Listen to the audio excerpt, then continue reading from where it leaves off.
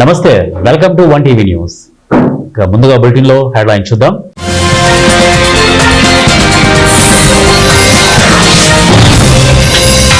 ప్రతి ఒక్కరూ విధిగా మొక్కలు నాటాలి. భూపాలపల్లి ఎమ్మెల్యే గండ్రా సత్యనారాయణరావు పిలుపు.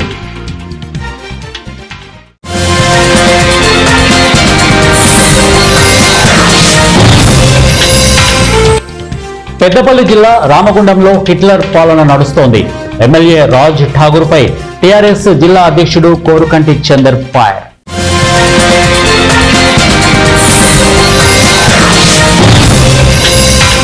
కర్నూలు నగరంలో కూలిన ప్రైవేటు పాఠశాల గోడ, ఓ విద్యార్థి మృతి, మరో 10 మందికి గాయాలు.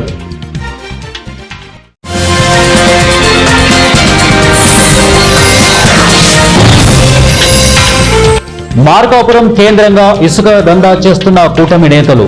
ప్రకాశం జిల్లా సిపిఎం నాయకుడు సోమయ్య ఆగ్రహం. బులెటిన్లో డీటెయిల్ చూద్దాం. జయశంకర్ భూపాలపల్లి కేంద్రంలోని మిలీనియం క్వార్టర్స్ వెనక వైపు ఉన్న సింగరేణి కొత్త నర్సరీ మైదానంలో పర్యావరణ పరిరక్షణలో భాగంగా సింగరేణి భూపాలపల్లి ఏరియా వారి ఆధ్వర్యంలో నిర్వహించిన వన మహోత్సవ కార్యక్రమానికి ముఖ్య అతిథులుగా భూపాలపల్లి ఎమ్మెల్యే గండ్రా సత్యనారాయణరావు మరియు సింగరేణి సి&ఎండి బలరాం పాల్గొన్నారు.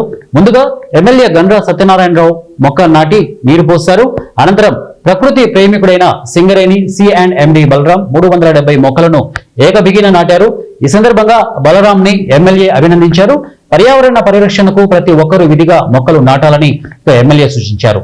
ఇప్పటి వరకు 20,000కు పైగా మొక్కలు నాటిన తొలి సివిల్ సర్వీసెస్ ఆఫీసర్ గా సింగరేణి సి&డి బలరాం రికార్డు సృష్టించారు. వారు చిన్న వయసులోనే ఒక గిరిజన కుటుంబంలో పుట్టి గుంటుగా కొట్టి నాగలి దున్ని కష్టపడి ఈ సిఎండి స్థాయిలో ఉండి ఐఆర్ఎస్గా మంచి చిన్న వయసులోనే ఈ స్థాయిలో ఎదగడం మన తెలంగాణ రాష్ట్రానికి చాలా చాలా శుభదినం. వీరిని ఆదర్శంగా తీసుకొని వీరు జన్మదినం పురస్కరించుకొని 20,000 మొక్కలు నాటారు. దాని తర్వాత 23,000 70 మొక్కలు నాటడం. అదేవిధంగా చాలా రామగుండం కానీ వివిధ ప్రాంతాల్లో మొక్కలు నాటి మొత్తం కూడా వనం ఫారెస్ట్ లెక్క అయినటువంటి ప్రాంతాలు కూడా ఉన్నాయి. వారిని నేను ఈ యొక్క ప్రభుత్వం తరఫున అదేవిధంగా ప్రజల తరఫున మనస్ఫూర్తిగా వారిని అభినందిస్తున్నాం. వారికి శుభాకాంక్షలు తెలియజేస్తున్నాం. ఈరోజు పచ్చదనంతో ఇప్పుడు ఈరోజు ఇక్కడ మేము రాకముందు మొక్కలు ఈ ఖాళీగా గ్రౌండ్ మైదానం ఉండే మొక్కలు నిలబడంతో ఈ గ్రౌండ్కే ఈ స్థలానికే ఒక అందం వచ్చింది. అలాంటి వారిని తీసుకొని నేను డిఎఫ్ఓకు ఇప్పుడు కన్జర్వేటర్కు ఫారెస్ట్కు సంబంధించినటువంటి సబ్జెక్ట్ రిలేటెడ్ కనుక వారికి కూడా ఫోన్ చేశాం. మాకు ముందు చెప్తే మేము కూడా ముందుం సార్ అని వారు చెప్పడం జరిగింది. నేను కూడా వారిని ఆదర్శంగా తీసుకొని ఇప్పుడే జిఎం గారిని కోరా, మైదానం ఉన్నటువంటి ప్రాంతాల్లో నేను కూడా మా యొక్క దేవాలయం శివాలయం ఉంది, సాయిబాబా దేవాలయం ఉంది, భూపాలపల్లిలో అన్ని దేవాలయాల్లో తెలంగాణ రైతాంగ సాయుధ పోరాటాన్ని నేటి తరానికి తెలిసే విధంగా పాఠ్యాంశాల్లో చేర్చాలని సిపిఐ జిల్లా కార్యదర్శి కొరిమి రాజ్ కుమార్ డిమాండ్ చేశారు.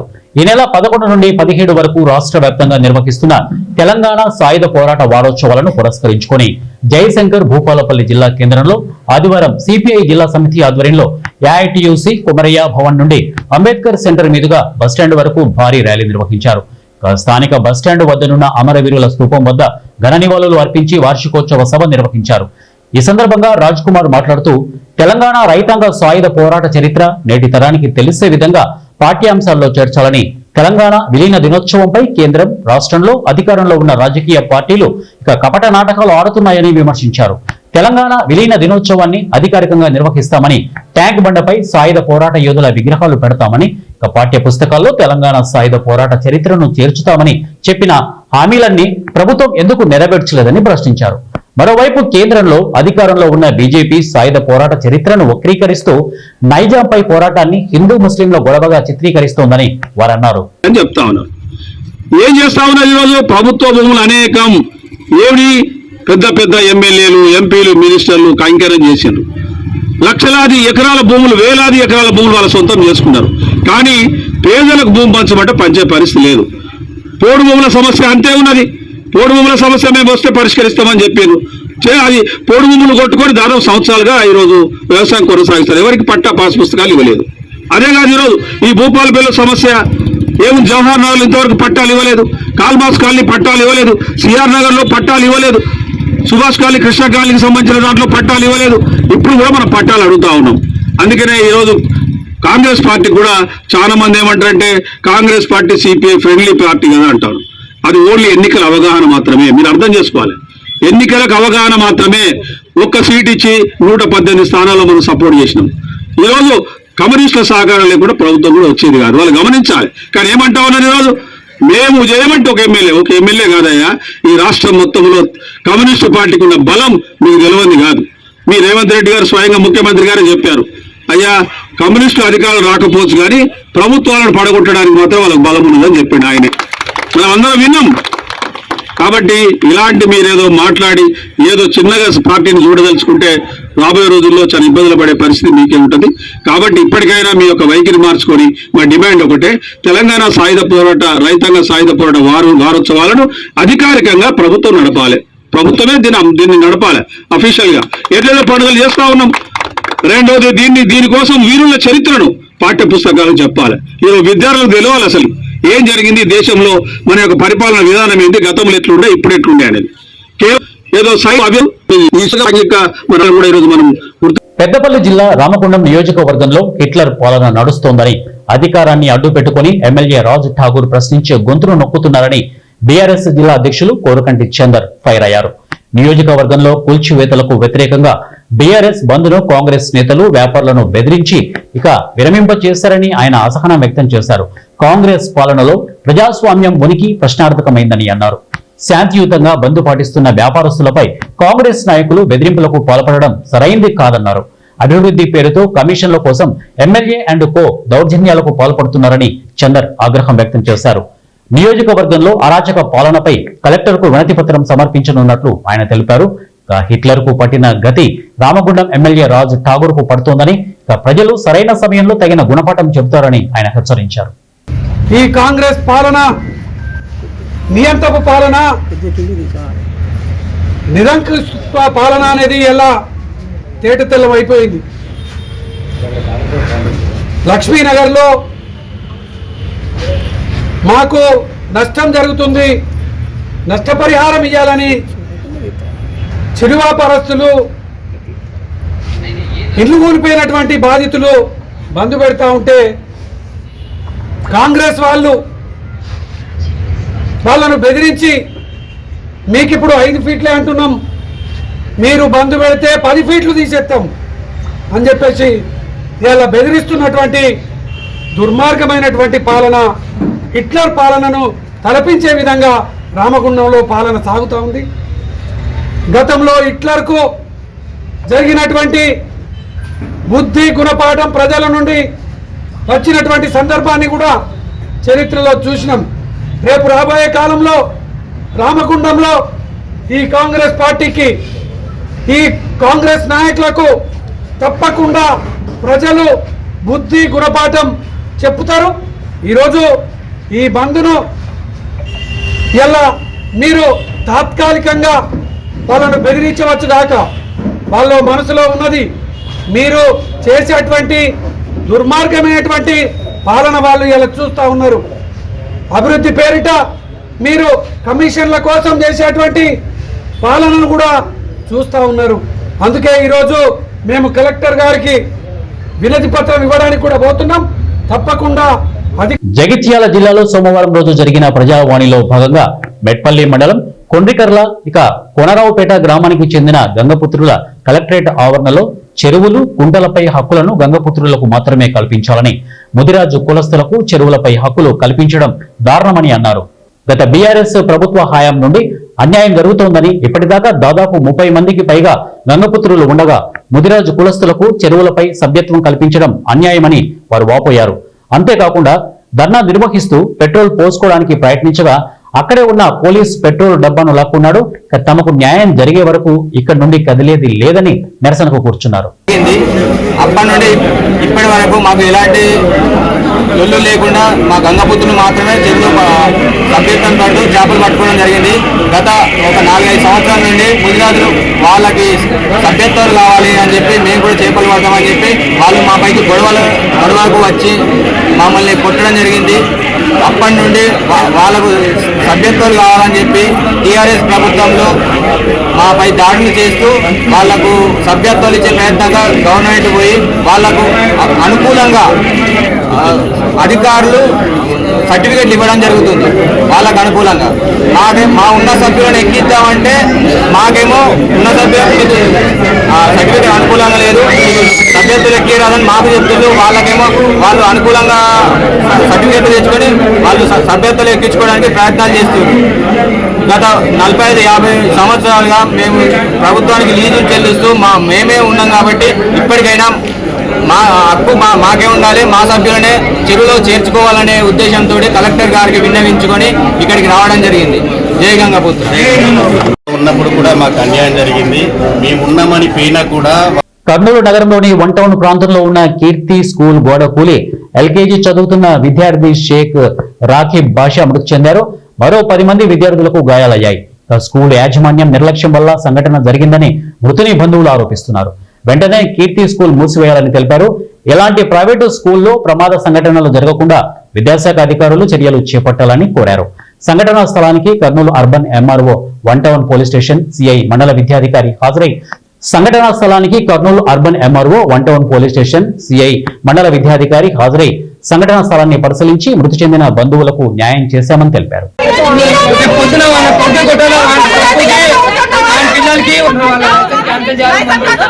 వాళ్ళు డబ్బులు ఆదాయం తీసుకుంటారు.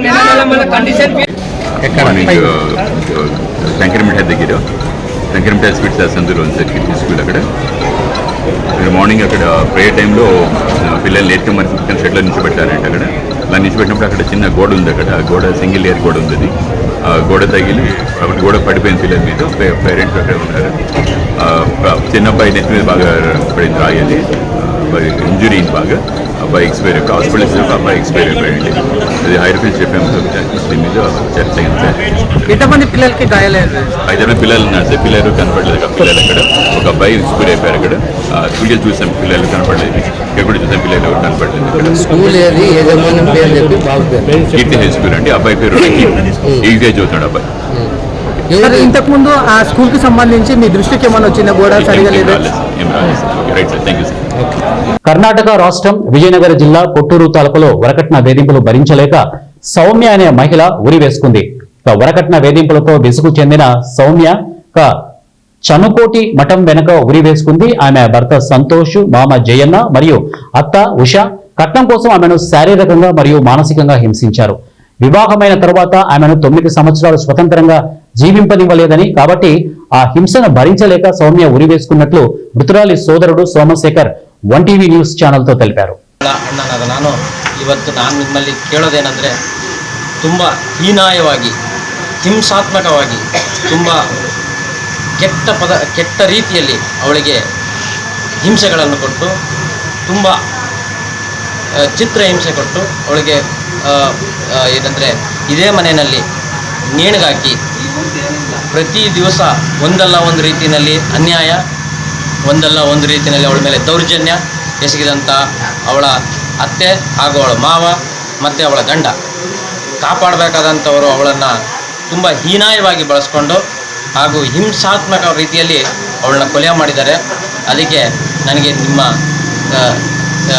ರಾಜಕಾರಣಿಗಳಿಂದ ಮತ್ತು ಮಾಧ್ಯಮದವರಿಂದ ನ್ಯಾಯ ದೊರಕಿಸಿಕೊಂಡು పార్వతీపురం మన్యం జిల్లా కురుపాం మండలం నీలకంఠాపురం కేంద్రంగా ప్రత్యేక గిరిజన మండలంగా ఏర్పాటు చేయాలని పలు గిరిజన సంఘాల నాయకుల ఆధ్వర్యంలో సోమవారం ర్యాలీ చేపట్టారు. ఇక గిరిజన నాయకులు మాట్లాడుతూ 15 గిరిజన పంచాయతీలు ఉన్నాయని, ఆయా గ్రామాల ప్రజలంతా వ్యయ ప్రయాసలు పడి 50 కిలోమీటర్ల దూరంలో ఉన్న కురుపాం వెళ్లాల్సి వస్తోందని అన్నారు. ఈ దూరం వలన ఖర్చుతో పాటు ఎంతో సమయం కూడా వృధా అవుతుందని, అలాగే మండల కేంద్రానికి దూరంగా ఉండటం వల్ల గిరిజన ప్రాంతాలు ప్రజలు అభివృద్ధి చెందట్లేదని వారన్నారు. ఇక గిరిజనుల భవిష్యత్తును దృష్టిలో పెట్టుకుని ప్రత్యేక గిరిజన మండలం ఏర్పాటు చేయాలని డిమాండ్ చేస్తున్నామని వారు తెలియజేశారు.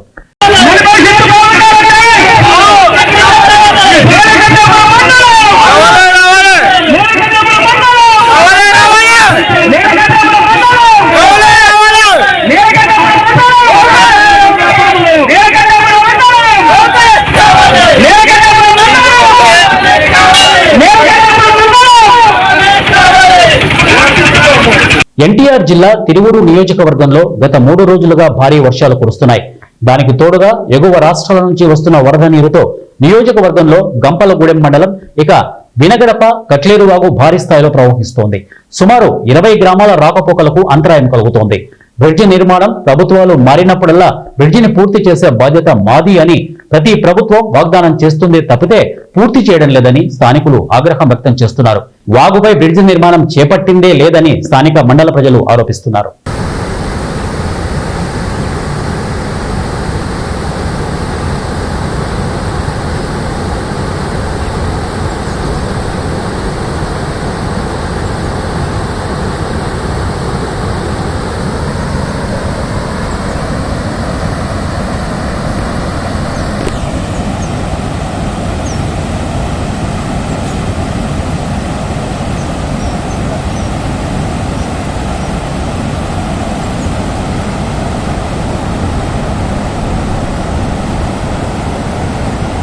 ప్రకాశం జిల్లా మార్కాపురం డివిజన్ కేంద్రంలో కూటమి నేతలు ఇసుకదందా చేస్తున్నారని సిపిఎం జిల్లా కార్యవర్గ సభ్యుడు సోమయ్య ఆగ్రహం వ్యక్తం చేశారు.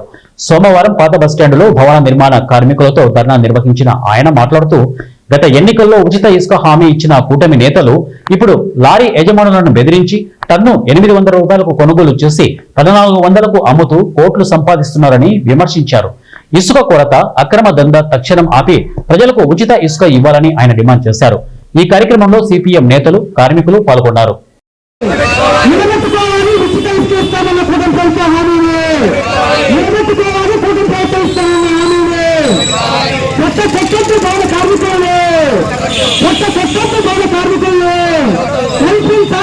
కూటమి ప్రభుత్వం ఏర్పడిన 15 నెలలు కావస్తున్నా తమ డిమాండ్లను నెరవేర్చకుండా ఉపాధ్యాయులతో బోధనేతర పనులు చేయిస్తున్నారని తక్షణమే ఆపాలని ఆర్థిక విద్యారంగ సమస్యలపై రణభేరి పేరిట ప్రభుత్వ ఉపాధ్యాయ యూటీఎఫ్ సంఘం నాయకులు శ్రీకాకుళం జిల్లా పలాసలో చేపట్టిన నిరసన ర్యాలీని పోలీసులు అడ్డుకుని అరెస్టు చేసి కాశీబుగ్గ పోలీస్ స్టేషన్ కు తరలించారు.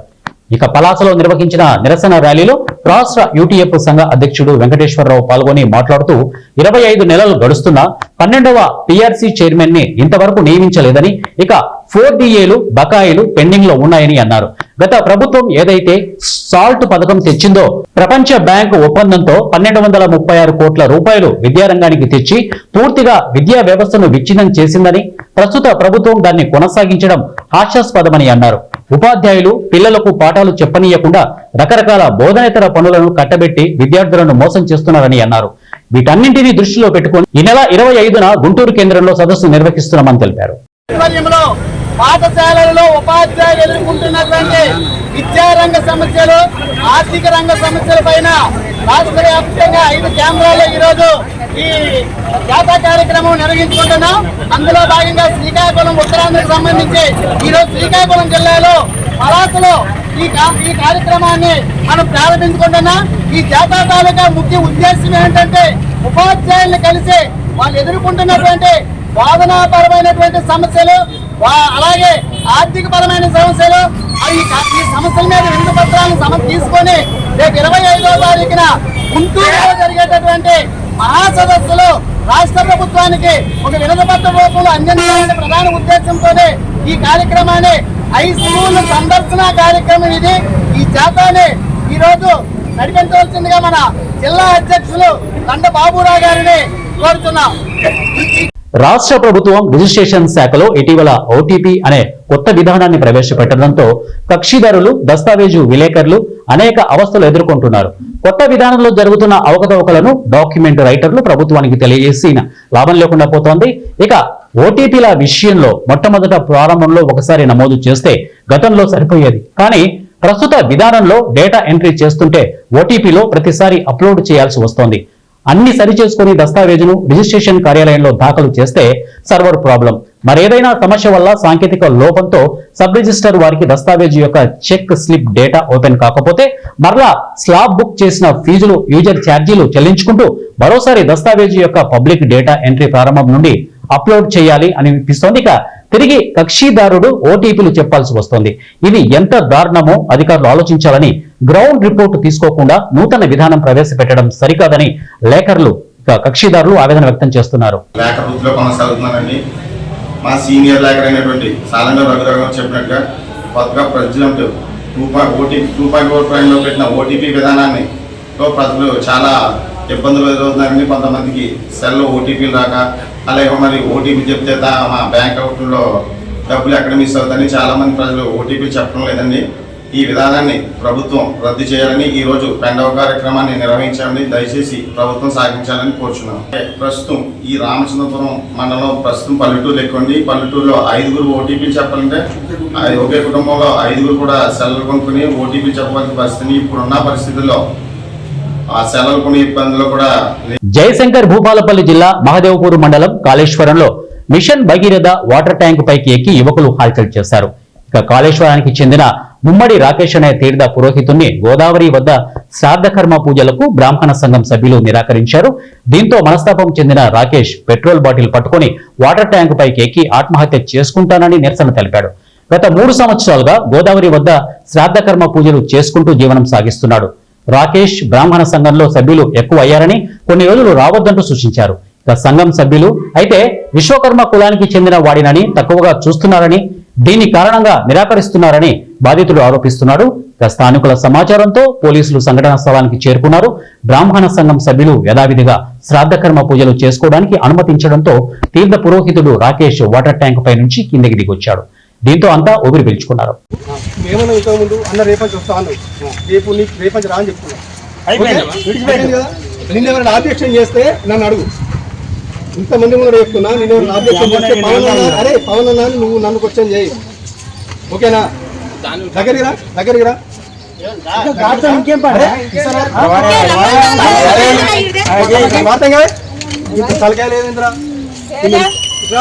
నాగర్ కర్నూలు జిల్లా బల్మూరు మండలం బాణాల గ్రామంలో గుప్త నిధుల కలకలం రేపింది. పురాతన శివాలయం గోపురంను గుర్తు తెలియని దుండగులు కూలగొట్టారు. గుప్త నిధుల కోసమే గుడి గోపురాన్ని కూలగొట్టి లోపలికి దూరడానికి ప్రయత్నించారంటున్నారు గ్రామస్తులు. దుండగులను గుర్తించి కఠినంగా శిక్షించాలని గ్రామస్తులు పోలీస్ స్టేషన్లో ఫిర్యాదు చేశారు.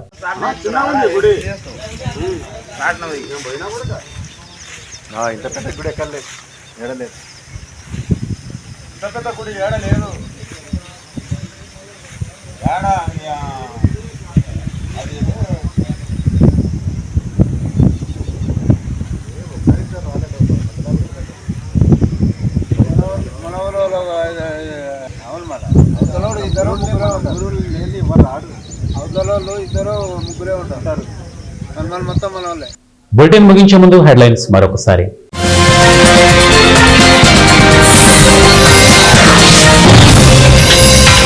ప్రతి ఒక్కరూ విధిగా మొక్కలు నాటాలి. భూపాలపల్లి ఎమ్మెల్యే గండ్రా సత్యనారాయణరావు పిలుపు.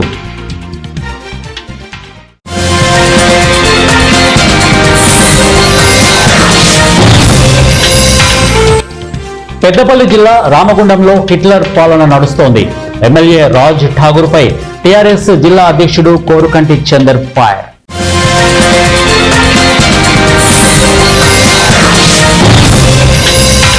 కర్నూలు నగరంలో కూలిన ప్రైవేటు పాఠశాల గోడ, ఓ విద్యార్థి మృతి, మరో 10 మందికి గాయాలు.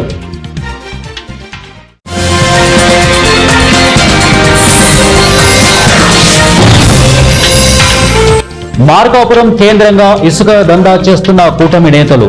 ప్రకాశం జిల్లా సిపిఎం నాయకుడు సోమయ్య ఆగ్రహం. ఇవే బులెటిన్ అప్డేట్స్. నెక్స్ట్ బులెటిన్ లో కలుద్దాం. Until then keep watching 1 TV news. ప్రతిక్షణం ప్రజల పక్షం.